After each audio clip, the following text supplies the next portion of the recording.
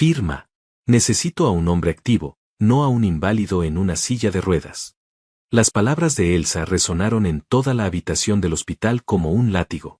Yo estaba ahí, recién salido de terapia intensiva, con el cuerpo destrozado por el accidente, tubos conectados a mis brazos, y ella acababa de tirarme los documentos del divorcio sobre las piernas como si fueran basura. La enfermera que ajustaba mi suero se quedó paralizada, con los ojos muy abiertos, sin poder creer lo que estaba presenciando. Pero Elsa no le prestó atención. Tenía esa sonrisa en el rostro, esa sonrisa de desprecio absoluto que me hacía ver como algo desechable, como un mueble viejo que ya no servía. Ahora arréglate solo y paga tus cuentas del hospital, agregó con un tono burlón que me atravesó más que cualquier dolor físico. Tomé el bolígrafo que me extendió, lo sostuve con la mano que aún podía mover bien, y firmé cada página sin decir una palabra. Sin quejarme. Sin suplicar. Sin llorar. Ella sonrió aún más, pensando que había ganado, que me había destruido en mi momento más vulnerable. Pero entonces pronuncié una sola palabra, apenas un susurro que hizo que esa sonrisa atrevida se congelara en su rostro. Una palabra que cambió todo. Una palabra que ella jamás esperó escuchar. Y en ese instante, sin que ella lo supiera todavía, su mundo perfecto comenzó a desmoronarse. Pero para entender por qué esa palabra tuvo tanto poder, necesito regresar al principio. Necesito contarte quién era yo antes de ese accidente, y sobre todo, quién era Elsa cuando nos conocimos. Hace 15 años, yo era un hombre diferente. Tenía 35, acababa de abrir mi segunda ferretería en la ciudad, y las cosas comenzaban a funcionar bien después de años de trabajo duro. No era millonario, pero tampoco pasaba necesidades. Había construido todo desde cero, sin ayuda de nadie, trabajando 16 horas diarias durante una década. Conocí a Elsa en una exposición de proveedores industriales. Ella trabajaba como asistente administrativa en una empresa de importaciones, usaba un vestido color crema que resaltaba su figura, y tenía esa forma de hablar que te hacía sentir importante. Me conquistó rápido.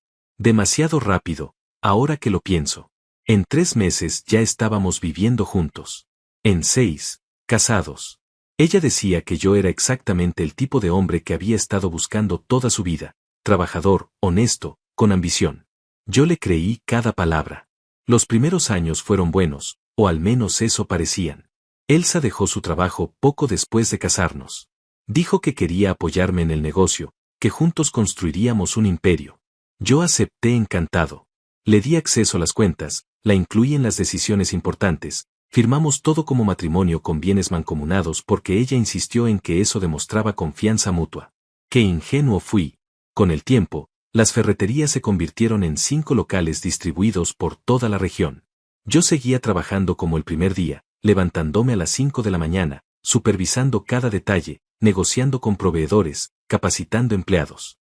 Elsa, en cambio, comenzó a disfrutar del dinero que entraba. Viajes con sus amigas a Miami, ropa de diseñador, tratamientos de spa cada semana. Al principio no me molestaba. Pensaba que se lo merecía, que era mi obligación como esposo darle una buena vida. Pero algo cambió hace 3 años. Comenzó a llegar tarde a casa, a veces ni siquiera llegaba, inventando excusas sobre quedarse en casa de su hermana Mara o salidas con Aurora, su supuesta mejor amiga. Las discusiones se volvieron frecuentes. Yo le reclamaba la falta de interés en nuestra vida, ella me acusaba de ser aburrido, de solo pensar en trabajo, de no saber disfrutar la vida.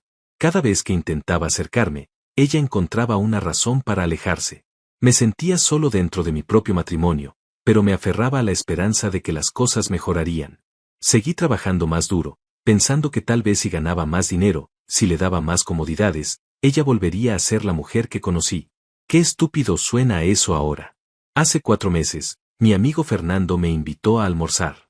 Fernando y yo habíamos sido socios en el primer local, aunque él vendió su parte años atrás para mudarse a otra ciudad. Manteníamos contacto ocasional, pero ese día noté algo extraño en su comportamiento. Estaba nervioso, evitaba mi mirada, jugaba con la servilleta entre sus dedos. Finalmente, después de 2 cervezas, soltó la bomba. Federico, necesito decirte algo y no sé cómo hacerlo sin que me odies. Mi estómago se contrajo. En el fondo, creo que ya sabía lo que venía. Vi a Elsa, continuó con voz temblorosa, la semana pasada en un restaurante del centro. Estaba con un tipo, y no parecía una reunión de negocios. Se besaron, hermano. Lo siento, pero pensé que debía saberlo. El mundo se detuvo por un momento. No sentí rabia inmediata, ni dolor desgarrador. Solo un vacío profundo, como si algo dentro de mí se hubiera apagado definitivamente. Le agradecí a Fernando por su honestidad y me fui a casa en silencio. Esa noche, Elsa llegó pasadas las 11, perfumada, con el cabello recién arreglado, y me dijo que había estado cenando con Mara. Le sonreí y le dije que me alegraba que se divirtiera. Ella pareció sorprendida por mi tranquilidad, pero no dijo nada más. Desde ese momento, tomé una decisión: si ella quería jugar, yo jugaría mejor. Al día siguiente llamé a Aurora. No la Aurora que Elsa mencionaba como su amiga, sino Aurora Méndez, mi abogada desde hacía 10 años, una mujer seria de 52 años que había manejado todos mis contratos comerciales. Le conté la situación completa, sin omitir detalles. Aurora escuchó en silencio, tomando notas en su libreta negra. Cuando terminé, suspiró profundamente. Federico, si lo que sospechas es cierto, necesitamos actuar rápido pero con inteligencia. En un divorcio con bienes mancomunados, ella tiene derecho a la mitad de todo. Pero hay formas legales de proteger lo que construiste. Durante las siguientes semanas, Aurora y yo trabajamos en silencio absoluto. Primero, contratamos a un investigador privado. Las fotos llegaron en menos de una semana. Elsa entrando a un hotel con un hombre de unos 40 años, saliendo de su apartamento, besándose en el estacionamiento de un centro comercial. El tipo se llamaba Gustavo, vendedor de autos usados, divorciado, con deudas en 3 bancos. Un perdedor con buena apariencia que claramente veía en Elsa su boleto a una vida mejor. Irónico, considerando que ella estaba usando mi dinero para mantenerlo. Aurora me propuso un plan. Necesitamos separar los bienes sin que ella se dé cuenta. Vamos a crear una reestructuración empresarial, aparentemente por razones fiscales. Fundamos una holding, transferimos las ferreterías a esa nueva estructura, y lo más importante, preparamos un documento de separación de bienes que disfrazamos como una actualización de seguros patrimoniales. Una tarde, llegué a casa con varios papeles y le dije a Elsa casualmente: amor, el contador dice que necesitamos firmar esto para el seguro de las propiedades, es solo una formalidad. Ella ni siquiera los leyó, estaba más interesada en su teléfono. Firmó donde le indiqué, con esa sonrisa distraída que usaba cuando le importaba poco lo que yo hacía. No sabía que acababa de firmar su renuncia a cualquier derecho sobre mis bienes en caso de divorcio. Todo legal. Todo documentado. Todo silencioso. Después de asegurar los papeles firmados, continué con mi vida como si nada hubiera cambiado. Me levantaba temprano, iba a las ferreterías, revisaba inventarios, atendía a clientes importantes. Elsa seguía con su rutina de salidas misteriosas, mentiras obvias y ese perfume caro que yo pagaba y que usaba para verse bien para otro hombre. Cada vez que la veía arreglarse frente al espejo, practicando esa sonrisa falsa, sentía una mezcla extraña de lástima y satisfacción.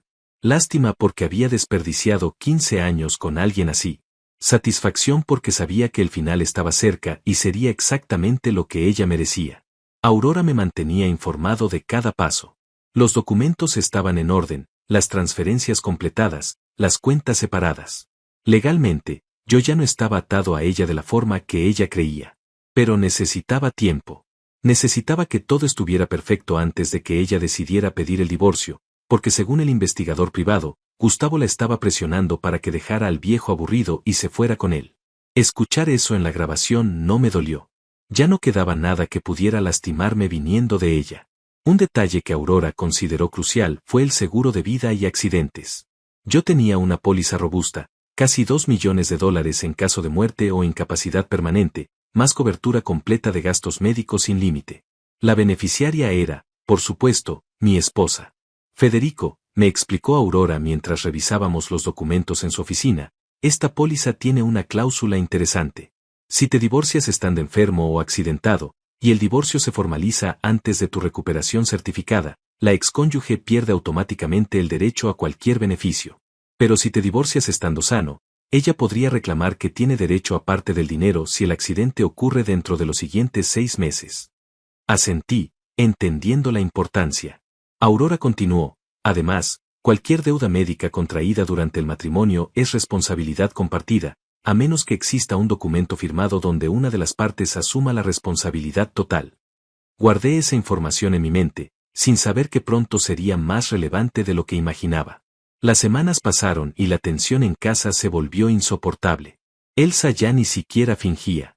Llegaba cuando quería, contestaba con monosílabos, dormía en el cuarto de huéspedes. Yo la dejaba hacer, observando, esperando el momento correcto. Fernando me llamaba seguido para ver cómo estaba. Hermano, no sé cómo aguantas esto. Yo ya la habría echado de la casa, me decía. Pero él no entendía que la venganza fría requiere paciencia. No se trata de reaccionar con rabia, se trata de planear cada movimiento como en el ajedrez. Y yo estaba jugando la partida de mi vida. Una noche, Elsa llegó particularmente irritada. Yo estaba en la sala revisando unos contratos cuando ella entró como torbellino. Necesitamos hablar, dijo con esa voz que usaba cuando quería pelea. Hablemos, respondí calmado, dejando los papeles a un lado. Esto no funciona, Federico. No soy feliz. Tú no eres feliz. Deberíamos terminar esto de una vez. Ahí estaba. La conversación que había estado esperando. Pero entonces ocurrió algo que ninguno de los dos esperaba. Esa misma noche, hace exactamente 2 meses, tuve que salir de emergencia a una de las ferreterías del norte. Un problema con un envío grande que necesitaba supervisión personal. Eran casi las 10 de la noche cuando subí a mi camioneta. Llovía intensamente, el tipo de lluvia que convierte las calles en ríos. Manejaba por la autopista, pensando en la conversación con Elsa, en cómo manejaría el divorcio inminente, cuando de pronto las luces de un tráiler aparecieron en mi carril. El conductor se había quedado dormido y cruzó la línea divisoria directo hacia mí. Intenté esquivarlo, giré el volante bruscamente, pero el pavimento mojado traicionó las llantas. La camioneta derrapó, giró 2 veces completas, y terminó estrellándose contra el guardarraíl metálico. El impacto fue brutal. Escuché el metal retorciéndose, el vidrio explotando, y luego un dolor inmenso en mi espalda y mis piernas antes de que todo se volviera negro. Lo siguiente que recuerdo es despertar en terapia intensiva 3 días después, con tubos por todas partes y sin poder mover las piernas. Los médicos fueron claros: fractura de 2 vértebras lumbares, trauma severo en la médula espinal, múltiples lesiones en las piernas. Necesitaría cirugía, meses de rehabilitación, y existía una posibilidad real de que quedara en silla de ruedas permanentemente. Cuando procesé la información, lo primero que pensé no fue en mi salud, sino en cómo esto cambiaría todo el plan que había construido tan cuidadosamente. Aurora vino a visitarme al segundo día de estar consciente. Entró a la habitación con su maletín negro, ese que siempre llevaba cuando tenía asuntos importantes que discutir. Federico, susurró acercándose a la cama, verificando que ninguna enfermera estuviera cerca, necesito que escuches con atención. Tu esposa aún no ha venido a verte. He llamado 5 veces a tu casa, le he dejado mensajes. Nada. Pero ayer vino alguien del banco preguntando por ti. Elsa intentó hacer un retiro grande de la cuenta de ahorros. Afortunadamente, ya habíamos movido todo. La cuenta está prácticamente vacía. Cerré los ojos, sintiendo una mezcla de rabia y, extrañamente, alivio. Al menos ya no tenía que preguntarme qué tipo de persona era realmente. Aurora continuó hablando, su voz profesional pero con un toque de preocupación genuina que apreciaba. Hay algo más. El investigador la siguió ayer. Fue directamente de intentar sacar el dinero a encontrarse con Gustavo en su apartamento. Estuvieron ahí 4 horas. Federico, ella sabe que estás aquí, sabe que estás grave, y no le importa. Está planeando algo. Le pedí que siguiera investigando, pero que no hiciera nada todavía. Necesitaba ver hasta dónde era capaz de llegar Elsa. Necesitaba que ella misma cavara su propia tumba sin que yo tuviera que hacer nada más que observar. 2 días después, llegó la cirugía. 8 horas en el quirófano mientras los médicos hacían lo posible por reparar el daño en mi columna. Cuando desperté en recuperación, lo primero que vi fue el techo blanco del hospital, las luces fluorescentes parpadeando ligeramente. Lo segundo que noté fue el silencio absoluto.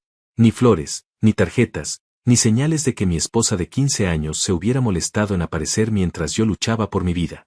La enfermera que me atendía, una mujer mayor llamada Raquel, fue quien me contó que alguien había llamado preguntando por mi estado pero sin identificarse ni dejar mensaje.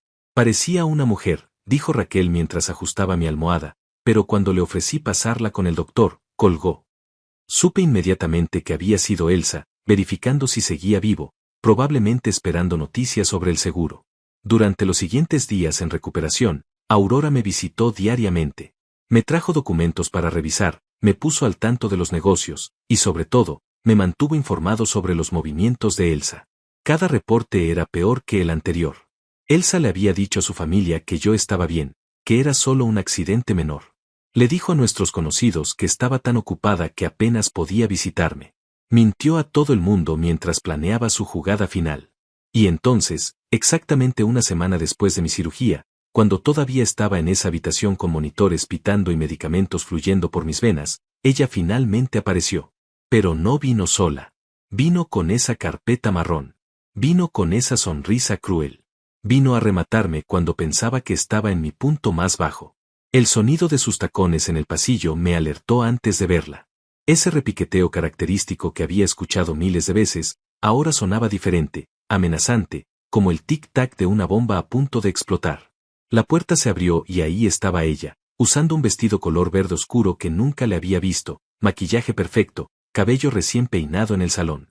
Se veía radiante, como si fuera a una fiesta y no a visitar a su esposo que acababa de pasar por una cirugía de columna. Ni siquiera fingió preocupación. Ni una mirada a los monitores, ni una pregunta sobre mi estado. Sus ojos fueron directo a mí, fríos, calculadores, llenos de un desprecio que ya no se molestaba en ocultar. Cerró la puerta detrás de ella con más fuerza de la necesaria, y el sonido hizo que Raquel, quien estaba organizando medicamentos en el carrito, volteara sorprendida. Necesito privacidad, le dijo Elsa a la enfermera con un tono que no admitía discusión. Raquel me miró buscando confirmación, y yo asentí levemente. Ella salió pero noté cómo dejó la puerta ligeramente entreabierta, probablemente intuyendo que algo malo estaba por ocurrir. Elsa se acercó a la cama con pasos medidos, saboreando el momento. Colocó su bolso de diseñador sobre la silla de visitas, ese bolso color café que le había costado $3,000 y que yo había pagado sin chistar meses atrás. Sacó la carpeta marrón y la sostuvo frente a ella como si fuera un trofeo. Supongo que te preguntas por qué no vine antes, comenzó con una voz que pretendía ser casual pero que temblaba ligeramente de emoción contenida. No respondí. Solo la observé, estudiando cada gesto, cada microexpresión. Ella interpretó mi silencio como debilidad. La verdad, Federico, es que he estado pensando mucho. Este accidente me hizo ver las cosas con claridad. La vida es corta, y yo la he estado desperdiciando contigo. Se movió alrededor de la cama como un depredador rodeando a su presa. 15 años, Federico. 15 años viendo cómo te consumes en esas ferreterías, oliendo a pintura y cemento, hablando solo de inventarios y proveedores. ¿Sabes lo aburrido que es eso? ¿Tienes idea de lo sola que me he sentido? Cada palabra estaba diseñada para herir, para justificar lo que estaba a punto de hacer. Era el discurso que probablemente había ensayado frente al espejo, convenciéndose a sí misma de que era la víctima en esta historia. Conocí a alguien, continuó, y por primera vez vi un destello de algo genuino en sus ojos. No era amor, era emoción, la emoción de poder contarme finalmente su secreto. Alguien que me hace sentir viva, que me hace reír, que sabe disfrutar la vida. Alguien que no está roto. Esa última palabra la dijo mirándome directamente las piernas, a las sábanas que las cubrían, al hecho de que no podía moverlas. La crueldad en ese momento era tan pura, tan destilada, que casi resultaba impresionante. Y antes de que preguntes, agregó con una risa breve y amarga, sí, tiene nombre. Se llama Gustavo. Es maravilloso. Me trata como una reina, no como una empleada de tus negocios sucios. Dejó que eso colgara en el aire por un momento, disfrutando lo que pensaba era mi humillación. Pero yo seguía sin reaccionar, y eso empezaba a irritarla. Podía verlo en cómo apretaba la mandíbula. ¿No vas a decir nada?, preguntó con un toque de frustración. ¿No vas a suplicar? ¿No vas a prometerme que cambiarás? El silencio se extendió entre nosotros como un abismo. Finalmente hablé, mi voz salió más calmada de lo que esperaba. ¿Qué quieres, Elsa? Ella sonrió entonces, esa sonrisa que había estado esperando mostrar, y dejó caer la carpeta sobre mis piernas con un golpe que hizo temblar los papeles dentro. Quiero el divorcio. Ahora. Hoy mismo. Abrió la carpeta y sacó los documentos, ya preparados, ya llenos con información, solo faltaban las firmas. Mi abogado preparó todo. Es muy simple, tú firmas, yo firmo, y cada uno sigue con su vida. Me extendió un bolígrafo, uno plateado que reconocí como el que yo le había regalado en nuestro 10º aniversario, grabado con sus iniciales. La ironía no pasó desapercibida. Estás en el hospital, Federico. En una cama, conectado a máquinas, sin poder ni siquiera ir al baño solo. ¿Realmente crees que tienes opción? ¿Crees que alguien va a juzgarme por dejarte en estas condiciones? Todo el mundo entenderá. Una mujer joven no puede desperdiciar su vida cuidando a un inválido. Tomé el bolígrafo de su mano, sintiendo el metal frío contra mis dedos. Comencé a revisar los papeles, no porque necesitara leerlos realmente. Aurora ya me había explicado exactamente qué esperaba Elsa que firmara, sino porque quería hacer tiempo, quería ver hasta dónde llegaría esto.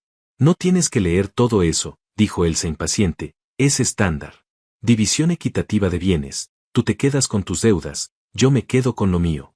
Lo mío, pensé con ironía. Todo lo que ella consideraba suyo había sido pagado con mi trabajo. Pero la dejé continuar.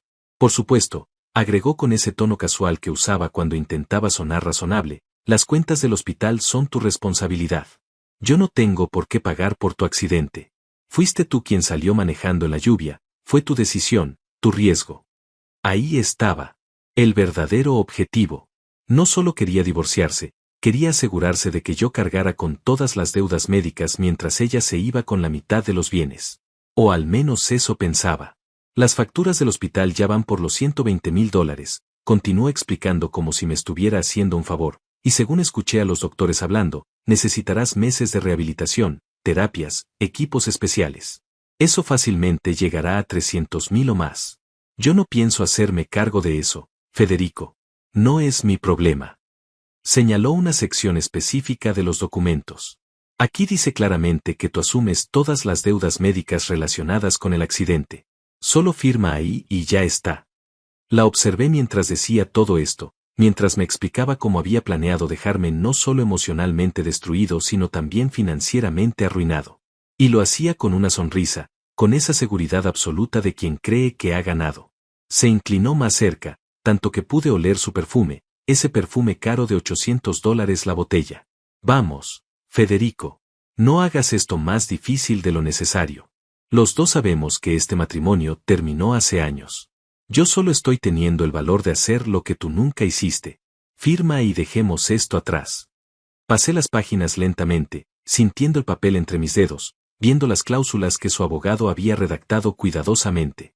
Cláusulas que me dejaban con las deudas y aparentemente con la mitad de los bienes, sin saber que esos bienes ya no existían legalmente bajo mi nombre de la forma que ella creía. Todo estaba en la holding, todo estaba protegido, todo estaba fuera de su alcance. Pero ella no lo sabía. Pensaba que me tenía acorralado. Pensaba que un hombre en mi posición no tendría más opción que aceptar lo que ella dictara. ¿Sabes qué es lo más patético?, dijo Elsa enderezándose, cruzando los brazos sobre su pecho. Que probablemente ni siquiera puedas trabajar después de esto. Las ferreterías requieren que estés ahí, supervisando, cargando cosas, moviéndote de un lado a otro. ¿Cómo vas a hacer eso en una silla de ruedas? Vas a tener que vender todo, Federico. Vas a perder todo lo que construiste. Y cuando eso pase, Gustavo y yo ya estaremos disfrutando de nuestra parte. Nuestra parte. Como si ella hubiera puesto un solo clavo, vendido un solo tornillo, trabajado una sola hora en esos negocios. Llegué a la última página, donde estaban los espacios para las firmas. 2 líneas vacías esperando sellar mi supuesta ruina. Elsa me observaba con esa intensidad hambrienta, como un buitre esperando que su presa deje de moverse. Una cosa más, dijo, y su voz tomó un tono aún más cruel. Cuando salgas de aquí, si es que sales caminando, no quiero volver a verte. No me busques, no me llames, no aparezcas en mi vida. Conseguiré una orden de restricción si es necesario. Gustavo y yo vamos a empezar de cero, y tú no formas parte de ese futuro. ¿Entendido? Asentí lentamente, y ella pareció satisfecha. Tomé el bolígrafo con firmeza, lo posicioné sobre la primera línea de firma, y comencé a escribir mi nombre. Federico Romero García. Cada letra trazada con cuidado, sin prisa, mientras Elsa contenía la respiración. Cuando terminé la primera firma, pasé a la segunda página. Firmé de nuevo. Y luego la tercera. La cuarta. Todas las páginas que requerían mi firma. Elsa prácticamente temblaba de emoción contenida, esa sonrisa de triunfo creciendo en su rostro con cada firma que yo completaba. Cuando terminé la última, cerré la carpeta y se la extendí. Ella tomó la carpeta de mis manos con un movimiento rápido, casi arrebatándomela, como si temiera que pudiera cambiar de opinión en el último segundo. La abrazó contra su pecho por un momento, saboreando lo que creía era su victoria absoluta. Luego la abrió de nuevo, verificando cada firma, asegurándose de que todo estuviera en orden. Sus ojos brillaban mientras revisaba página por página, y podía ver cómo mentalmente ya estaba gastando el dinero que pensaba que obtendría. Perfecto, murmuró para sí misma, todo perfecto. Cerró la carpeta de nuevo y me miró con esa expresión de superioridad absoluta. Fue más fácil de lo que pensé. Supongo que hasta tú entiendes cuando estás vencido. Se dio la vuelta para irse, caminando hacia la puerta con ese paso triunfal, los tacones resonando en el piso de linóleo. Recogió su bolso de la silla, se lo colgó del hombro, y tenía la mano en el picaporte cuando pronuncié esa palabra. Esa única palabra que había estado esperando decir desde el momento en que entró por esa puerta. Asegurado. El sonido salió apenas como un susurro, pero en el silencio de esa habitación de hospital resonó como un disparo. Elsa se congeló con la mano todavía en la puerta. Vi cómo sus hombros se tensaban, cómo su espalda se ponía rígida. Lentamente, muy lentamente, se dio la vuelta para mirarme. ¿Qué dijiste?, preguntó, y había algo en su voz, una nota de incertidumbre que no había estado ahí antes. Asegurado, repetí, esta vez más claro, dejando que cada sílaba colgara en el aire entre nosotros. Todo está asegurado. El accidente, las cirugías, la rehabilitación, cada centavo de las deudas médicas que tanto te preocupan. Vi cómo procesaba la información, cómo su cerebro trabajaba tratando de entender las implicaciones. Tengo una póliza de $2 millones, Elsa. Cobertura completa de gastos médicos sin límite. Cada tubo, cada medicamento, cada día en esta habitación, todo pagado por la aseguradora. La sonrisa comenzó a desvanecerse de su rostro como hielo bajo el sol. Pero aquí está la parte interesante, continué, mi voz manteniéndose calmada, casi conversacional. Esa póliza tiene una cláusula específica sobre beneficiarios. ¿Qué cláusula?, preguntó Elsa, y ahora su voz temblaba ligeramente. Se acercó a la cama de nuevo, la carpeta todavía apretada contra su pecho. La cláusula dice que si el asegurado se divorcia mientras está hospitalizado o incapacitado, antes de recibir el alta médica oficial, el excónyuge pierde automáticamente cualquier derecho como beneficiario. Dejé que eso se hundiera por un momento. ¿Entiendes lo que eso significa, verdad? Acabas de firmar el divorcio mientras yo todavía estoy en el hospital, antes de mi recuperación certificada. Según la póliza, ya no eres mi beneficiaria. Ningún centavo de ese seguro te pertenece. El color comenzó a drenar de su rostro. Espera, dijo, su voz subiendo una octava, eso no puede ser cierto. Mi abogado revisó todo. Me encogí de hombros, o al menos hice el gesto lo mejor que pude en mi condición. Tu abogado revisó los bienes matrimoniales, no mis pólizas de seguro privadas. Esas son contratos separados con sus propias reglas. La vi tragar saliva, sus nudillos blancos de lo fuerte que apretaba la carpeta. Y hay más, continué, disfrutando cada segundo de esto más de lo que jamás pensé que disfrutaría algo. ¿Recuerdas cuando me hiciste firmar que yo asumiría todas las deudas médicas? ¿Cómo insististe en que eso quedara por escrito? Ella asintió lentamente, sin entender todavía a dónde iba esto. Bueno, acabas de firmar un documento legal donde explícitamente te desligas de cualquier responsabilidad sobre gastos médicos relacionados con mi accidente. Lo cual significa que tampoco tienes derecho a reclamar ningún beneficio derivado de esos gastos. El seguro me paga a mí directamente, cubre todas las deudas, y lo que sobre es mío. Solo mío. Vi el momento exacto en que lo entendió completamente. Fue como ver un edificio derrumbarse en cámara lenta. Sus ojos se abrieron enormemente, su boca formó una O perfecta, y la carpeta casi se le cae de las manos. No, susurró, no puede ser. Se acercó más a la cama, ahora con desesperación en lugar de triunfo. Eso significa que las cuentas del hospital que tanto te preocupaban, esos $300,000 o más que mencionaste con tanta alegría, van a ser pagados completamente por la aseguradora. Y yo no voy a deber un centavo. Pero tú, dije señalándola con un dedo débil, acabas de renunciar por escrito a cualquier derecho sobre ese dinero del seguro. Y no solo eso, en tu prisa por asegurarte de que yo cargara con las deudas, pusiste en ese documento que tú no tienes ninguna responsabilidad ni derecho sobre nada relacionado con mi tratamiento médico o sus costos. La carpeta finalmente cayó de sus manos y golpeó el suelo con un ruido sordo. Los papeles se dispersaron ligeramente, esos documentos que hace un momento ella sostenía como su boleto a la libertad y ahora eran su sentencia. Federico, comenzó, y por primera vez desde que entró, escuché algo cercano al pánico en su voz. Espera, podemos hablar de esto. Podemos arreglar los papeles. Negué con la cabeza lentamente. Ya firmaste, Elsa. Yo firmé. Está hecho. Es legal y vinculante. Tu propio abogado preparó estos documentos. ¿Vas a decirle al juez que no entendías lo que estabas firmando? ¿Qué te equivocaste? Ella se quedó ahí parada, con la boca abierta, sin palabras por primera vez en 15 años. ¿Sabes cuándo me enteré de tu aventura con Gustavo? Pregunté, decidiendo que ya era momento de mostrar todas las cartas. Hace 4 meses. Fernando me lo dijo. Y desde entonces, he estado preparándome para este momento. Vi cómo palidecía aún más. Contraté un investigador privado. Tengo fotos, Elsa. Videos. Registros de llamadas. Entradas a hoteles. Todo documentado, todo fechado, todo guardado en una caja fuerte con mi abogada. Su mano fue a su garganta, un gesto inconsciente de quien siente que se está ahogando. Aurora Méndez, mi abogada, la que ha manejado mis asuntos legales por 10 años, no es Aurora que tú mencionabas como tu amiga. Ella me ayudó a proteger todo lo que construí. Las ferreterías ya no están a tu alcance, Elsa. Hace 3 meses reestructuré todo. ¿Recuerdas esos papeles que te pedí firmar hace un tiempo? Los que dijiste que eran para el seguro de las propiedades y firmaste sin leer mientras mirabas tu teléfono. El horror en su rostro era absoluto ahora. Esos eran documentos de separación de bienes. Completamente legales. Tú renunciaste a cualquier derecho sobre mis propiedades comerciales.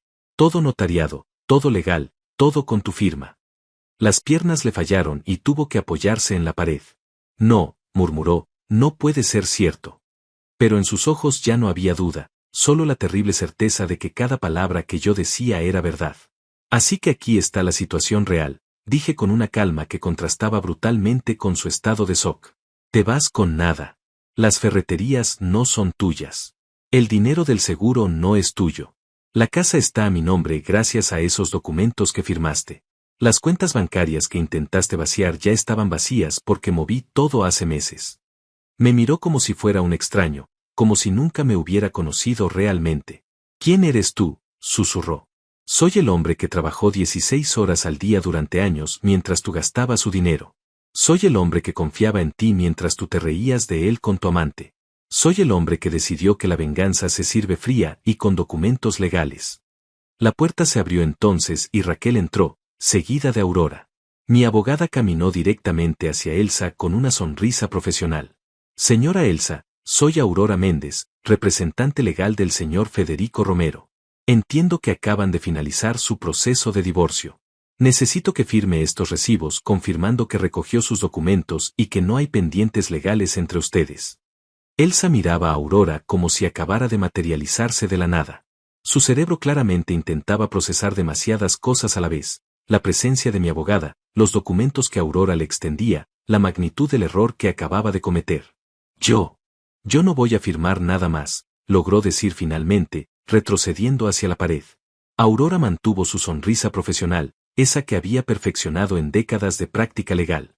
Estos son simplemente recibos administrativos, señora. Confirman que usted vino hoy, que entregó los documentos de divorcio, y que el señor Romero los firmó como usted solicitó. Es procedimiento estándar. A menos que quiera alegar que algo irregular ocurrió aquí. La amenaza implícita flotaba en el aire.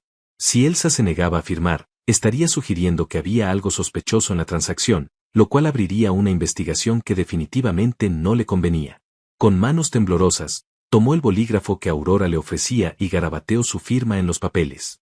Perfecto, dijo Aurora guardando los documentos en su maletín. El divorcio será procesado en las próximas semanas.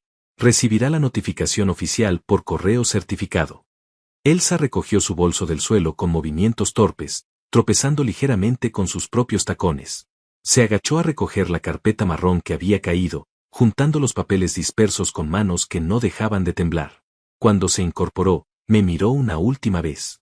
Ya no había desprecio en sus ojos, ni triunfo, ni siquiera rabia. Solo había un vacío profundo, la comprensión devastadora de que había destruido su propia vida con sus propias manos. Federico, comenzó, y su voz sonaba rota. Por favor, tiene que haber alguna forma de arreglar esto. Podemos anular el divorcio, podemos decir que fue un error, que yo estaba confundida. Negué con la cabeza. ¿Confundida? Llegaste aquí con documentos preparados por tu abogado. Me llamaste inválido. Me dijiste que necesitabas a un hombre activo. Me explicaste detalladamente cómo Gustavo era maravilloso. ¿Cuál parte de eso sugiere confusión? Las lágrimas comenzaron a rodar por sus mejillas, arruinando el maquillaje perfecto. Cometí un error, sollozó, la gente comete errores. 15 años tienen que significar algo. Significaban algo, respondí, mi voz manteniéndose firme aunque sentía un nudo en la garganta. No de pena por ella, sino por los años que había desperdiciado. Significaban lealtad, compromiso, construcción conjunta de un futuro. Pero tú convertiste esos 15 años en una mentira en el momento en que decidiste que Gustavo era más importante que los votos que hicimos. Aurora se acercó a Elsa y suavemente la guió hacia la puerta. Señora, creo que es momento de que se retire. El señor Romero necesita descansar. Su recuperación es lo prioritario ahora. Elsa se resistió un momento, mirándome con esos ojos llenos de lágrimas, esperando tal vez que yo cediera, que mostrara misericordia. Pero los hombres que han sido traicionados en sus momentos más vulnerables aprenden que la misericordia con quien no la merece es simplemente otra forma de autodestrucción. Vete, Elsa, dije finalmente. Vete con Gustavo. Vive esa vida maravillosa que planeaste. Solo que ahora la vivirás sin mi dinero. Ella abrió la boca para decir algo más, pero Aurora ya le estaba sacando suavemente de la habitación. Lo último que vi de mi ahora exesposa fue su espalda encorvada, sus hombros temblando con sollozos silenciosos, mientras Aurora cerraba la puerta detrás de ellas. El silencio que siguió era denso pero no incómodo. Raquel, quien había presenciado todo desde su posición junto al carrito de medicamentos, se acercó a la cama. Señor Romero, dijo suavemente mientras ajustaba mi almohada, en 30 años trabajando en este hospital he visto muchas cosas. Pero nunca había visto a alguien manejar una situación así con tanta dignidad. Le sonreí débilmente. No fue dignidad, Raquel. Fue supervivencia. Ella negó con la cabeza. No, fue dignidad. Dignidad de saber cuándo pelear y cuándo dejar que alguien se destruya con sus propias decisiones. Usted le dio suficiente cuerda para que se ahorcara sola. Tenía razón, aunque en ese momento no me sentía particularmente orgulloso. Me sentía cansado, vacío, como si hubiera corrido un maratón emocional. Aurora regresó 10 minutos después, sola. Se sentó en la silla junto a mi cama y suspiró profundamente. Está en el estacionamiento, llorando en su auto. La vi desde la ventana. No dije nada. No había nada que decir. Federico, continuó Aurora, necesitamos hablar sobre los próximos pasos. El divorcio será definitivo en 3 semanas. Durante ese tiempo, ella podría intentar impugnarlo. ¿Tiene alguna posibilidad?, pregunté, aunque ya conocía la respuesta. Aurora negó enfáticamente. Ninguna. Los documentos que firmó son claros. Tiene su firma en cada página. Su propio abogado los preparó, lo que significa que hubo representación legal de su parte. Y lo más importante, tenemos a Raquel como testigo de que ella vino aquí voluntariamente, sin coacción, y que específicamente te humilló antes de pedirte que firmaras. Ese testimonio destruiría cualquier intento de alegar que fue manipulada. Me recosté más en la almohada, sintiendo por primera vez en días algo parecido al alivio. ¿Y el seguro?, pregunté. Ya inicié el proceso de reclamación. Con el divorcio firmado hoy, antes de tu alta médica, ella queda automáticamente excluida como beneficiaria. El dinero será depositado directamente a tu cuenta personal en cuanto se procesen todos los documentos médicos. Estamos hablando de aproximadamente $1.800.000 después de que se paguen todas las facturas del hospital. Era una cantidad obscena de dinero, dinero que Elsa había estado contando como propio, dinero que había planeado compartir con Gustavo. ¿Qué hay de las ferreterías?, continué preguntando. Aurora sonrió, y era una sonrisa genuina de satisfacción profesional. Completamente protegidas. La holding que creamos está a tu nombre exclusivo. Los documentos de separación de bienes que ella firmó hace 3 meses son válidos y vinculantes. No tiene ningún derecho sobre las propiedades comerciales. Cerré los ojos por un momento, dejando que toda la tensión acumulada comenzara a liberarse. Aurora, dije abriendo los ojos de nuevo, gracias. No solo por el trabajo legal, sino por creerme cuando te conté todo esto hace meses. por no juzgarme cuando decidí esperar en lugar de confrontarla inmediatamente. Ella puso su mano sobre la mía, un gesto maternal que aprecié. Federico, en mi carrera he visto docenas de divorcios. La mayoría terminan en batallas feas donde ambas partes pierden. Pero esto, lo que tú hiciste, fue darle exactamente lo que ella pidió. No hubo manipulación de tu parte. Ella llegó aquí con un plan, lo ejecutó, y simplemente no consideró todas las consecuencias. Eso no es tu culpa. Tenía razón, pero aún así había una parte de mí que se sentía extraña con toda la situación. Los días siguientes en el hospital fueron un torbellino de visitas y procedimientos médicos. Fernando vino a verme al día siguiente de la escena con Elsa. Entró a la habitación con una bolsa de comida de mi restaurante favorito, algo que los doctores probablemente no aprobarían pero que agradecí enormemente. Hermano, dijo dejando la bolsa en la mesa auxiliar, Aurora me contó lo que pasó. No puedo creer que realmente vino a hacer eso aquí. Me encogí de hombros, ya más acostumbrado al movimiento. Era su mejor oportunidad, o eso pensó. Yo vulnerable, ella en control, el momento perfecto para el golpe final. Fernando sacudió la cabeza con incredulidad. ¿Sabes qué es lo más loco de todo? Que si te hubiera apoyado durante este tiempo, si hubiera actuado como una esposa de verdad, probablemente habría terminado con todo el dinero del seguro y acceso a las ferreterías. Su propia codicia la destruyó. Era una observación acertada. Si Elsa hubiera jugado el papel de esposa devota, esperando a que yo me recuperara, el divorcio posterior le habría dado acceso a todo. Pero su impaciencia, su desprecio, su necesidad de humillarme en mi momento más bajo, eso fue su perdición. ¿Has sabido algo de ella?, preguntó Fernando mientras abría uno de los contenedores de comida. El olor a carne asada llenó la habitación. Nada directo, respondí. Pero Aurora dice que ha estado llamando a la oficina, dejando mensajes, pidiendo hablar conmigo. También intentó contactar a algunos de los empleados de las ferreterías, probablemente buscando información. Fernando hizo una mueca. ¿Y qué les dijiste a los empleados? La verdad. Que Elsa y yo nos divorciamos, que ella ya no tiene ninguna autoridad en las empresas, y que cualquier consulta debe ir directamente a Aurora. Era importante establecer límites claros. No podía permitir que Elsa usara relaciones pasadas con empleados para obtener información o acceso. ¿Y Gustavo?, preguntó Fernando con curiosidad mórbida. ¿Sigue en la foto? Me reí, aunque me dolió un poco por la cirugía. Según el investigador que Aurora todavía tiene siguiéndola ocasionalmente, Gustavo se esfumó 3 días después de que ella le contó que no habría dinero. Aparentemente el amor verdadero tiene un precio, y ese precio era mi cuenta bancaria. Fernando silbó bajo. ¡Qué basura de tipo! Hecho el uno para el otro, respondí sin rencor. Ya no sentía rabia hacia ninguno de los dos. Solo una especie de indiferencia fría. Las semanas siguientes en el hospital se convirtieron en una rutina de terapias físicas, chequeos médicos constantes y visitas de Aurora con actualizaciones legales. Mi recuperación avanzaba más rápido de lo que los doctores habían pronosticado inicialmente. Las piernas que Elsa había descartado como inútiles comenzaban a responder a los tratamientos. Primero fueron pequeños movimientos de dedos, luego sensaciones más claras, hasta que finalmente pude mover las rodillas. El doctor Méndez, un hombre de unos 60 años con décadas de experiencia en trauma espinal, estaba genuinamente sorprendido.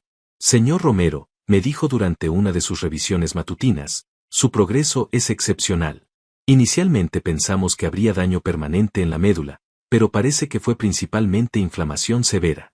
Con las terapias adecuadas y tiempo, hay una posibilidad muy real de que recupere la movilidad completa. La ironía no me pasó desapercibida. Elsa me había abandonado asumiendo que quedaría en silla de ruedas permanentemente, y ahora resultaba que probablemente volvería a caminar. El universo tiene un sentido del humor perverso. Durante la 3ª semana de mi hospitalización, Aurora llegó con noticias. El divorcio fue procesado oficialmente esta mañana. Es definitivo, Federico. Ya no estás casado con Elsa. Esperé sentir algo, algún tipo de emoción fuerte, pero solo hubo alivio. Un peso que había estado cargando durante años finalmente se había levantado. ¿Y ella?, pregunté, más por curiosidad morbosa que por interés real. Aurora suspiró, sacando algunos papeles de su maletín. No está bien.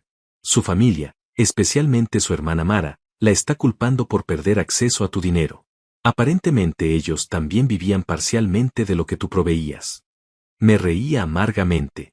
Siempre había sospechado que la familia de Elsa veía en mí más un cajero automático que un miembro de la familia.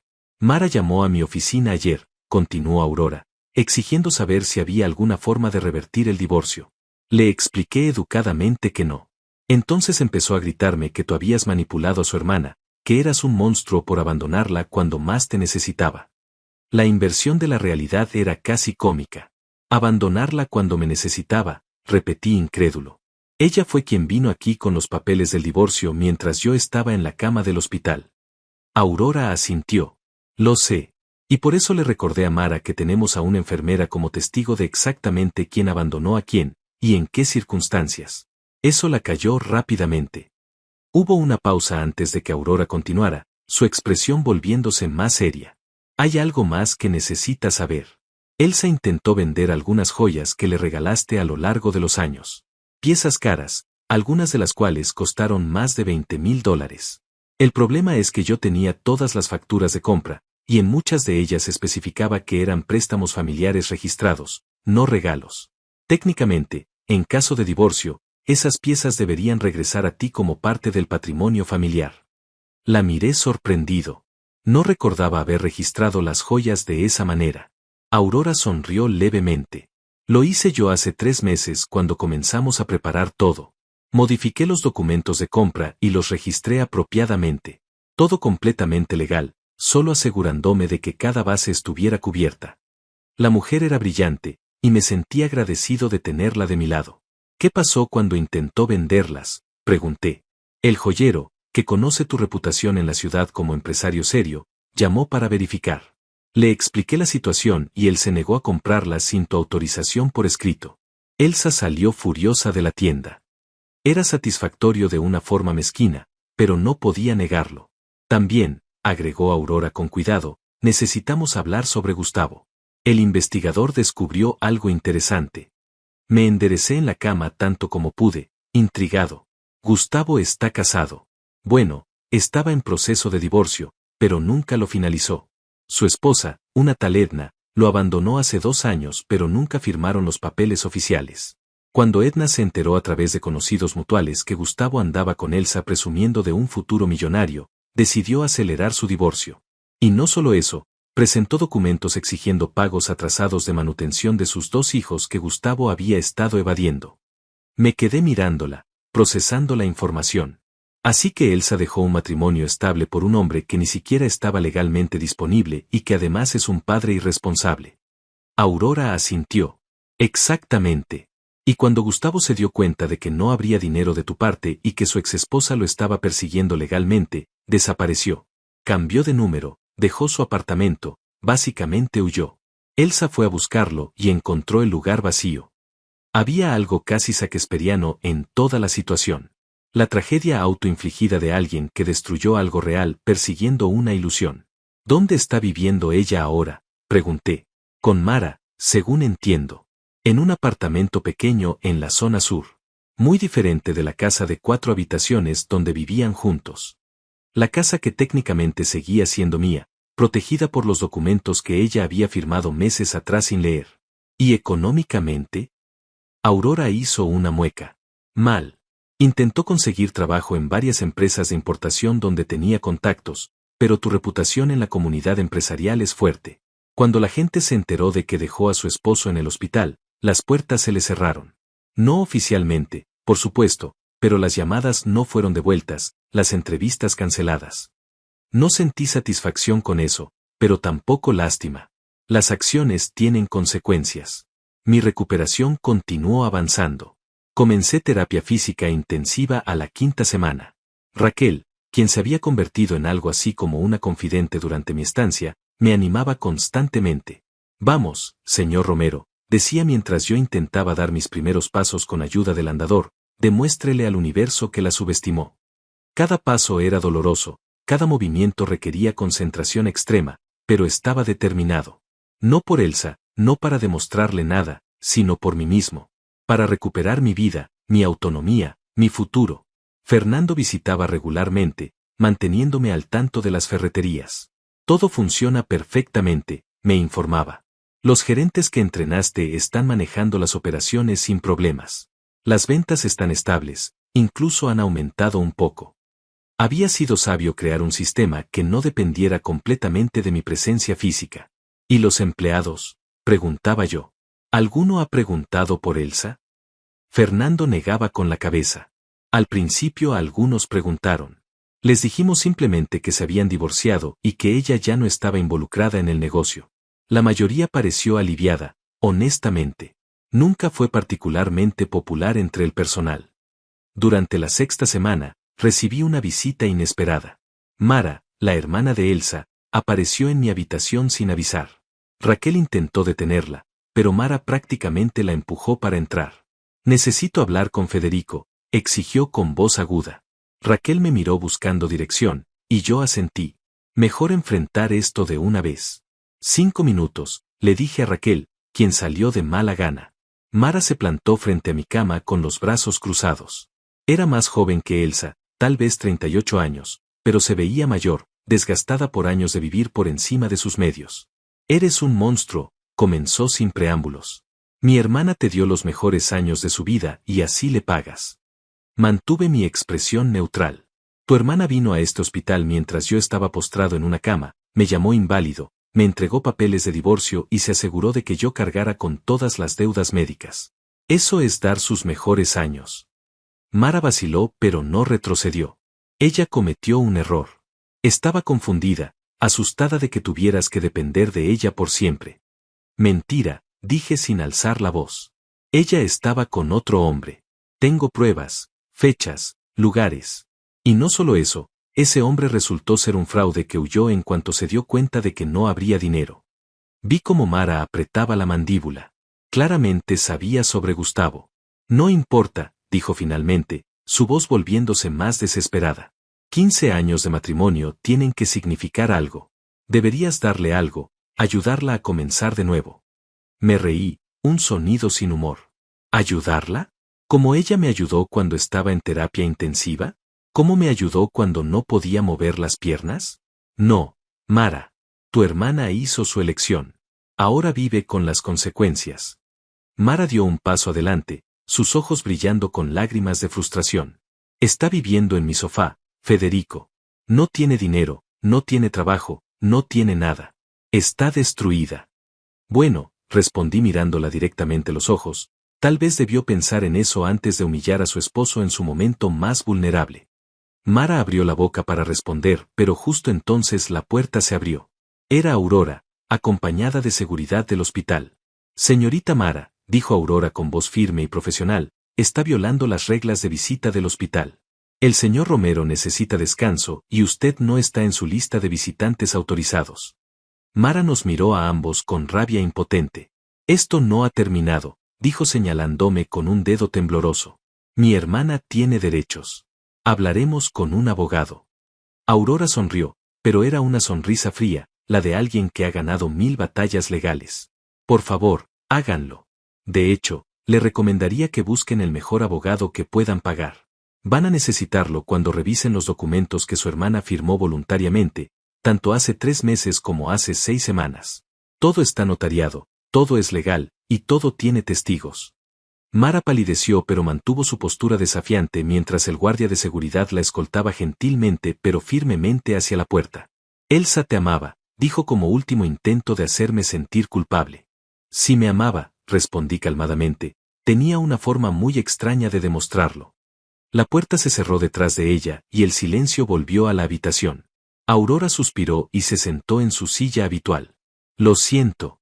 Debí prever que la familia intentaría algo así. Negué con la cabeza. No te preocupes. Era inevitable. ¿Crees que realmente contraten un abogado? Aurora se encogió de hombros. Pueden intentarlo, pero ningún abogado competente tomaría el caso una vez que vea los documentos. No hay nada que impugnar. Elsa firmó todo voluntariamente, con plena capacidad mental, sin coacción. Fin de la historia. Era reconfortante tener esa certeza legal. Durante las siguientes semanas, me enfoqué completamente en mi recuperación. Las terapias físicas se intensificaron. El andador fue reemplazado por un bastón. El bastón eventualmente se volvió opcional. Los doctores estaban asombrados por el progreso. Es casi un milagro, comentó el doctor Méndez durante mi revisión de la 8ª semana. El daño que vimos inicialmente en las imágenes sugería meses, tal vez años de rehabilitación. Pero su cuerpo está respondiendo de manera extraordinaria. Le pregunté si podría volver a trabajar normalmente. Con precauciones, respondió con cuidado, y probablemente no cargando cosas pesadas por un tiempo. Pero caminar, estar de pie, manejar operaciones de negocio, absolutamente. Yo diría que en 2 o 3 meses más podrías recibir el alta médica completa. Era mejor noticia de la que había esperado. Mejor de lo que Elsa había esperado también, probablemente. Durante la 9ª semana, Aurora llegó con el cheque del seguro. No era un cheque físico, por supuesto, sino una transferencia bancaria, pero traía los documentos que confirmaban el depósito. $1.800.000, después de que todas las cuentas del hospital habían sido pagadas. Está en tu cuenta personal, dijo Aurora entregándome los papeles. Completamente protegido, completamente tuyo. Miré los números en el papel, esa cantidad obscena que representaba no solo compensación por el accidente sino también la culminación de la justicia que había buscado. ¿Sabes qué es lo irónico?, dije a Aurora. Si Elsa hubiera esperado, si hubiera sido paciente, si me hubiera apoyado durante la recuperación, eventualmente habríamos recibido este dinero juntos. Pero su impaciencia le costó todo. Aurora asintió. La codicia siempre se devora a sí misma, Federico. Es una de las lecciones más antiguas de la humanidad, pero la gente nunca aprende. Tenía razón. Elsa había tenido en sus manos una vida cómoda, seguridad financiera, un esposo que trabajaba duro, y lo había tirado todo por la emoción de una aventura con un hombre que resultó ser un fraude.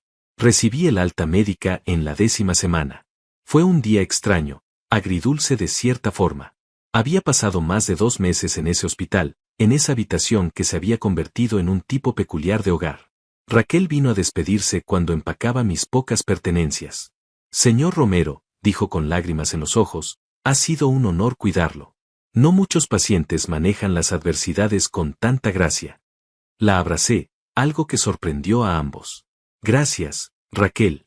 Por todo. Por ser testigo cuando lo necesité, por animarme durante las terapias, por simplemente estar ahí. Ella se secó las lágrimas y sonrió. Vaya y viva su mejor vida. Se lo merece. Fernando vino a recogerme. Me ayudó a subir a su auto, aunque ya no necesitaba tanta ayuda, y manejamos en silencio por unos minutos. ¿A dónde quieres ir?, preguntó finalmente. A casa. Pensé en esa casa grande y vacía donde había vivido con Elsa durante años. La idea me llenaba de una tristeza que no quería cargar. No todavía. Llévame a la ferretería principal. Quiero ver cómo están las cosas. Fernando sonrió. Ahora ese es el Federico que conozco. La ferretería se veía exactamente como la recordaba, pero al mismo tiempo diferente. Los empleados se sorprendieron al verme llegar. Algunos se acercaron a saludar, preguntando por mi salud, expresando alivio de que estuviera bien. Eduardo, mi gerente principal, un hombre de 45 años que había estado conmigo desde la segunda ferretería, se acercó con una sonrisa genuina. Jefe, dijo estrechando mi mano con firmeza, es bueno tenerlo de vuelta. Las cosas han estado funcionando, pero no es lo mismo sin usted aquí. Le di un recorrido por el lugar, verificando inventarios, saludando clientes regulares, sintiendo esa familiaridad reconfortante del trabajo que había construido con mis propias manos. Este lugar, estos negocios, eran reales. No como el matrimonio que había resultado ser una farsa. Esa noche, Fernanda insistió en que me quedara en su casa de huéspedes en lugar de regresar a mi casa vacía. Solo hasta que te establezcas, dijo, y acepté agradecido. Su esposa, Raquel, no la enfermera sino su esposa que coincidentemente tenía el mismo nombre, preparó una cena abundante. Nos sentamos los tres en su comedor cálido y acogedor, y por primera vez en meses sentí algo parecido a la paz. ¿Has pensado en qué harás ahora?, preguntó Fernando mientras cortaba su carne. Con el dinero del seguro, con las ferreterías funcionando bien, tienes opciones. Había estado pensando en eso durante semanas. Quiero expandirme, dije finalmente. Abrir 2 ferreterías más, tal vez 3. Crear empleos, crecer el negocio. Y quiero establecer un fondo de becas para hijos de empleados que quieran estudiar. Era algo que había considerado antes pero que nunca había priorizado. Ahora, con los recursos y una nueva perspectiva sobre la vida, parecía el momento correcto. También quiero vender la casa, agregué. Demasiados recuerdos malos. Compraré algo más pequeño, más manejable, algo que sea realmente mío. La esposa de Fernando sonrió cálidamente. Eso suena como un nuevo comienzo hermoso, Federico. Tenía razón. Era un nuevo comienzo, uno que había ganado a través del fuego y la traición, pero un comienzo al fin. Los días siguientes fueron un torbellino de actividad. Me reuní con Aurora para comenzar el proceso de venta de la casa. Tenemos un comprador interesado, me informó, una familia joven. Ofrecen $400,000, que está dentro del rango de mercado. Acepté sin dudar. También comencé a buscar un apartamento más pequeño cerca del centro, algo moderno y funcional donde pudiera comenzar fresco. Contraté a un arquitecto para diseñar las 2 nuevas ferreterías que planeaba abrir. Me reuní con Eduardo y los otros gerentes para discutir expansión y mejoras. Por primera vez en años, tal vez décadas, estaba construyendo algo solo para mí, no para mantener a una esposa desagradecida o impresionar a su familia codiciosa. Fue durante la 3ª semana después de mi alta que finalmente la vi de nuevo. Estaba saliendo de una cafetería en el centro cuando la reconocí del otro lado de la calle. Elsa se veía diferente. Más delgada, no del tipo saludable sino del tipo que viene de estrés y mala alimentación. Su ropa, aunque limpia, era claramente vieja, ropa que reconocí de años atrás. El cabello que siempre mantenía perfectamente arreglado estaba recogido en una cola simple. Nuestras miradas se encontraron a través del tráfico. Vi cómo se quedaba paralizada, cómo su mano iba a su garganta en ese gesto que siempre hacía cuando estaba nerviosa. Por un momento pensé que cruzaría la calle, que intentaría hablar conmigo. Pero yo simplemente asentí una vez, un reconocimiento frío y distante, y seguí caminando. No corrió tras de mí. No gritó mi nombre. Solo se quedó ahí, parada en esa esquina, viéndome alejarme. Esa noche no pude dormir. Ver a Elsa había removido algo en mí que pensé que había enterrado completamente. No era dolor exactamente, ni lástima, sino algo más complejo. Una mezcla de melancolía por lo que pudo haber sido y gratitud por lo que ya no era. Me levanté de la cama en la casa de huéspedes de Fernando y salí al pequeño patio trasero. La noche estaba fresca, el cielo despejado mostraba más estrellas de las que usualmente se veían en la ciudad. Me senté en una de las sillas de jardín y dejé que mi mente vagara. 15 años. 15 años de mi vida invertidos en alguien que al final resultó ser una extraña. ¿Cómo no lo vi venir? ¿Hubo señales que ignoré conscientemente o realmente fue tan buena actriz? Probablemente un poco de ambas cosas. La verdad incómoda era que yo había elegido no ver porque era más fácil seguir trabajando, seguir construyendo, seguir pretendiendo que todo estaba bien. Pero ya no más. Esa parte de mi vida había terminado, y aunque dolía admitirlo, era un dolor necesario. El tipo de dolor que viene antes de la sanación real. Al día siguiente recibí una llamada inesperada. Era un número que no reconocía, pero algo me hizo contestar. ¿Federico? Dijo una voz femenina que no ubiqué inmediatamente. Soy Edna. Edna Torres. La exesposa de Gustavo. Me senté más erguido en mi escritorio en la ferretería principal. Señora Torres, ¿en qué puedo ayudarla? Hubo una pausa antes de que continuara. Sé que esto es extraño, y entiendo si cuelga, pero necesitaba hablar con usted. Su abogada, la señora Méndez, me dio su número. Dijo que tal vez estaría interesado en saber algunas cosas. Mi curiosidad ganó sobre la cautela. Escucho. Edna suspiró profundamente. Gustavo finalmente apareció. Lo encontraron en otro estado, viviendo bajo un nombre falso, evadiendo las órdenes de manutención. Pero eso no es lo importante. Lo importante es que cuando lo interrogaron sobre sus finanzas, mencionó que había estado en una relación con una mujer casada que supuestamente tenía mucho dinero. Su abogado intentó usar eso como defensa, diciendo que Gustavo había estado esperando ese dinero para pagar la manutención. Cerré los ojos, viendo a dónde iba esto. ¿Y? Pregunté.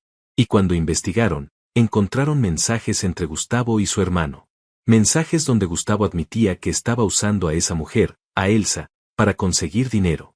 Que no sentía nada por ella, que solo estaba esperando el momento correcto para sacarle todo lo que pudiera y desaparecer. Las palabras colgaron en el aire como una sentencia. Señor Romero, continuó Edna con voz más suave, Gustavo es un estafador profesional. Ha hecho esto antes, con otras mujeres. Busca mujeres casadas, generalmente con esposos mayores que tienen dinero, las seduce, las convence de que están en relaciones infelices, y luego las manipula para que dejen a sus esposos. Una vez que consigue acceso al dinero, desaparece. Yo fui su víctima hace años. Por eso lo dejé cuando finalmente vi la verdad. Sentí algo extraño en mi pecho. No era satisfacción exactamente, pero tampoco lástima. ¿Por qué me cuenta esto? Edna hizo una pausa. Porque su abogada me explicó lo que le pasó a usted. Y pensé que merecía saber que su exesposa no solo lo traicionó, sino que fue manipulada por un depredador profesional. No la excusa, pero tal vez explica algo. Agradecí a Edna por la llamada y colgué. Me quedé sentado en mi oficina por largo rato, procesando la información. Elsa había sido víctima también, en cierto sentido. Pero eso no cambiaba lo que me había hecho. No cambiaba las palabras crueles en ese cuarto de hospital, no cambiaba los años de mentiras y engaños. Las víctimas también pueden ser victimarios. Aurora apareció en mi oficina esa tarde con más noticias. Edna te llamó, ¿verdad?, preguntó mientras se sentaba. Asentí. Me pareció importante que lo supieras, continuó Aurora. No para que te sientas mal por Elsa, sino para que tengas el panorama completo. Aprecié el gesto, aunque no estaba seguro de qué hacer con esa información. Hay algo más, dijo Aurora sacando unos papeles de su maletín. La casa se vendió. Los documentos están firmados, el dinero será transferido a tu cuenta en 2 días. $405,000, 5,000 más de lo que ofrecieron inicialmente. Era dinero que sumaría al del seguro, recursos que me permitirían construir el futuro que había estado planeando. ¿Y el apartamento que estaba viendo?, pregunté. La oferta fue aceptada. Puedes mudarte en 3 semanas. Todo estaba cayendo en su lugar, pieza por pieza. Las semanas siguientes fueron de transición intensa. Contraté a más personal para las ferreterías, comencé la búsqueda de ubicaciones para las 2 nuevas tiendas, y establecí el fondo de becas que había prometido crear. Le di el primer cheque a Eduardo, cuya hija mayor estaba por comenzar la universidad. Jefe, dijo con lágrimas en los ojos, no sé qué decir. Esto cambia todo para mi familia. Ver su gratitud genuina me llenó de una satisfacción que ninguna cantidad de dinero personal podría haberme dado. También comencé a empacar la casa. Fernando y su esposa me ayudaron, junto con Eduardo y algunos otros empleados. Cada caja era un recordatorio de la vida que había vivido, pero también de la vida que estaba dejando atrás. Encontré fotos de Elsa y yo de años atrás, cuando las sonrisas eran reales y el futuro parecía brillante. Las guardé en una caja que marqué para almacenamiento. No las tiraba porque eran parte de mi historia, pero tampoco las necesitaba en mi nuevo espacio. Encontré regalos que le había comprado y que ella había dejado, joyas en cajones, ropa en el closet, libros en los estantes. Todo quedó en la casa. Los nuevos dueños podían hacer con eso lo que quisieran. El día de la mudanza al nuevo apartamento fue sorprendentemente liberador.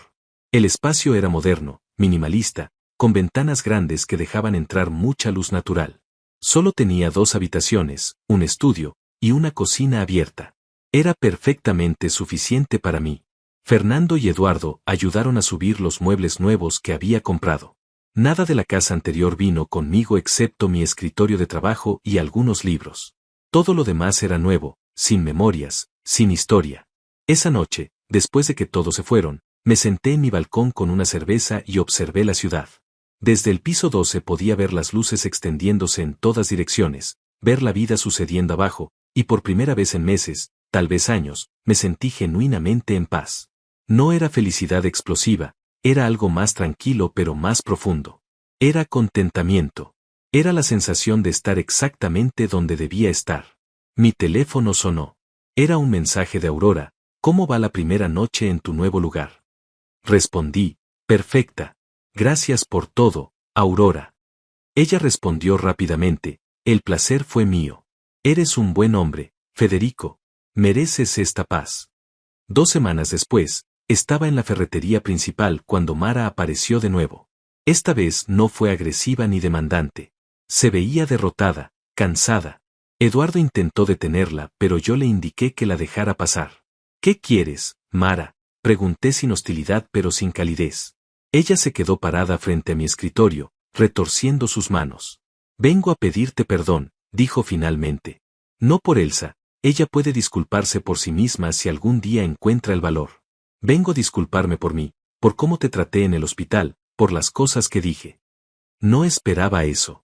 ¿Qué cambió? Pregunté con curiosidad genuina. Mara se sentó en la silla frente a mi escritorio sin ser invitada, pero no me importó. Elsa me contó todo. Sobre Gustavo, sobre cómo él la manipuló, sobre los mensajes que la policía encontró. Me contó sobre cómo tú la habías advertido sobre él hace meses, cómo le dijiste que algo no cuadraba con ese tipo, y cómo ella te ignoró. Elsa nunca me había dicho nada sobre advertirle de Gustavo, pero dejé que Mara continuara. Ella está destruida, Federico. No solo por el dinero, aunque eso también duele. Está destruida porque finalmente entiende lo que perdió. Lo que tiró. Y sé que es tarde, sé que no hay vuelta atrás, pero pensé que debía saber que ella lo sabe. ¿Dónde está ahora? Pregunté, no porque quisiera verla sino por simple curiosidad sobre cómo había terminado la historia. Consiguió trabajo como cajera en un supermercado. Vive sola en un estudio pequeño. Yo la ayudé con el depósito porque no podía seguir en mi sofá. Mara hizo una pausa. Está recibiendo terapia también. Tratando de entender cómo llegó a ese punto, cómo se dejó manipular tan fácilmente. Asentí lentamente. Me alegra que esté recibiendo ayuda. En serio lo digo. No le deseo más mal del que ya se causó ella misma. Mara me miró con ojos llorosos. Eres mejor persona de lo que pensé, Federico. Mejor de lo que mi hermana merecía. Se levantó para irse, pero se detuvo en la puerta. Una última cosa. Elsa me pidió que te preguntara si algún día, tal vez en años, cuando todo esto haya sanado, si podrías perdonarla. No reconciliarse, ella entiende que eso nunca pasará. Solo perdonar. Consideré la pregunta por un momento largo. Dile a Elsa, respondí finalmente, que el perdón no es algo que ella necesita de mí. Es algo que necesita darse a sí misma. Yo ya seguí adelante. Espero que ella también pueda hacerlo. Mara asintió y se fue, dejándome solo con mis pensamientos una vez más. Los meses siguientes fueron transformadores de formas que nunca anticipé. Las 2 nuevas ferreterías abrieron con gran éxito, creando 28 empleos nuevos en la ciudad. El fondo de becas otorgó su primera ronda de ayuda financiera a 5 estudiantes, hijos de empleados que llevaban años trabajando conmigo. Ver sus rostros cuando recibieron las noticias, ver la gratitud de sus padres, me recordó por qué había construido todo esto en primer lugar. No era por acumular riqueza, era por crear oportunidades, por construir algo que importara más allá de mí mismo. Aurora y yo nos convertimos en buenos amigos fuera del ámbito profesional. Cenábamos ocasionalmente, discutiendo no solo negocios sino vida, filosofía, las lecciones que ambos habíamos aprendido a través de años de experiencia. ¿Sabes qué es lo que más admiro de cómo manejaste todo esto?, me dijo una noche mientras compartíamos una botella de vino en un restaurante tranquilo. No buscaste destruirla. Solo te protegiste y dejaste que las consecuencias naturales hicieran su trabajo. Tenía razón. Nunca había intentado arruinar activamente a Elsa. Simplemente me había asegurado de que sus propias decisiones no me arrastraran con ella. Fernando se convirtió en algo más que un amigo, era prácticamente familia. Pasábamos los domingos en su casa, comiendo asados, jugando cartas, riendo de cosas simples. Su esposa me trataba como un hermano menor, siempre preocupándose de que comiera bien, de que no trabajara demasiado. Federico, me decía mientras servía más comida en mi plato, ya construiste tu imperio. Ahora construye tu vida. Eran palabras sabias que tomaba seriamente. Comencé a hacer cosas que había descuidado durante años. Me inscribí en clases de cocina los martes por la noche. Empecé a ir al gimnasio regularmente, no solo por rehabilitación sino por salud general. Leía libros que no tenían nada que ver con negocios, novelas, biografías, filosofía. Redescubrí quién era Federico más allá del empresario, más allá del exesposo traicionado. Era un proceso lento pero profundamente satisfactorio.